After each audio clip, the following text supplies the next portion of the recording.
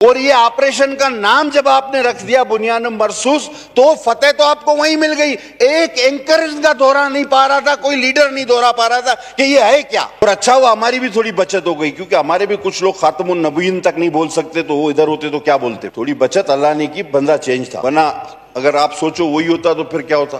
तकरीर एक हारे हुए, डरे हुए, शिकस्त खोरदा, खौफजदा शख्स की एक तकरीर थी, लीडर ऑफ अपोजिशन। वो तकरीर पाकिस्तान के किसी शेरी के शायान शान नहीं। खुदा ना खास्ता उसमें यह कहा गया कि हम तो जंग लड़ नहीं सकते, हमारे पास वसाइल नहीं, हमें गारंटी दी जाए कि जंग कैसे जीतेंगे।